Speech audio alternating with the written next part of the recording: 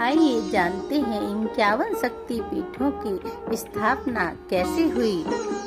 इस कथा के माध्यम से आइए कहानी सुनो।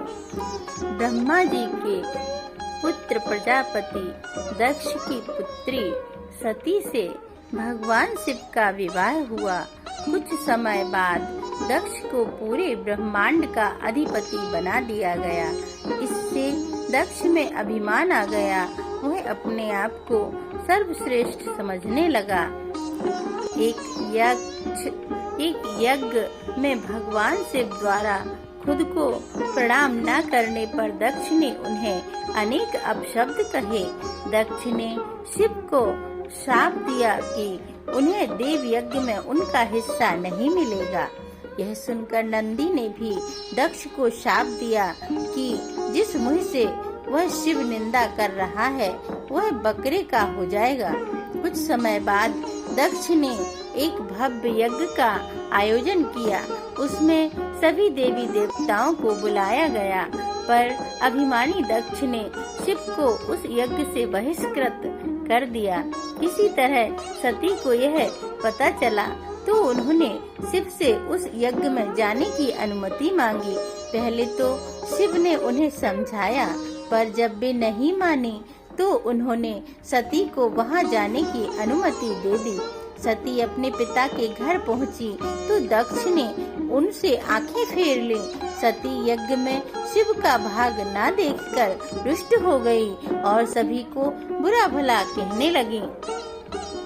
यह सुनकर दक्ष ने भी शिव निंदा प्रारंभ कर दी।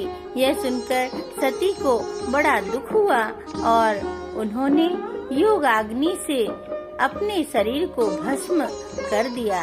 यह देखकर शिव के गणों ने दक्ष यज्ञ पर हमला कर दिया, पर देवताओं ने उन्हें वहां से भगा दिया। वे शिव के पास गए और सारी घटना सुना दी। यह सुनकर शिव को बड़ा क्रोध आया। उन्होंने अपनी एक जटा को उखाड़कर जमीन पर पटका मारा, जिससे वीरभद्र और महाकाली प्रकट हुए। शिव ने उन दोनों को दक्ष का यज्ञ विध्वंस करने की आज्ञा दी। उन्होंने पल भर में ही दक्ष का यज्ञ विध्वंस कर डाला और वीरभद्र ने दक्ष का सिर काटकर उसे यज्ञ कुंड में फेंक दिया। यह देखकर देवताओं में हड़कंप मच गया और उन्होंने शिव स्तुति प्रारंभ कर दी। उन्होंने शिव की स्तुति की। उनकी स्तुति उन्होंने सभी को जीवन दान दे दिया और दक्ष के शरीर पर बकरी का सिर लगाकर उसे भी जीवित कर दिया। बाद में शिव की अनुमति से दक्ष ने अपना यज्ञ पूरा किया।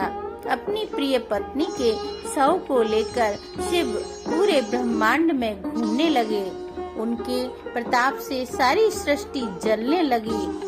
तब विष्णु ने अपने सुदर्शन चक्र से सती के शरीर के 51 टुकड़े कर दिए। ये टुकड़े जहाँ जहाँ गिरे वहाँ वहाँ शक्ति पीठों की स्थापना हुई। तब सती का पूरा शरीर कट कट कर गिर गया तो भगवान बहुत दुखी हुए और कैलाश पर जाकर एकांत में समाधि ले ली। इस तरह 51 शक्ति पीठों की स्थापना हुई। ओम नमः शिवाय।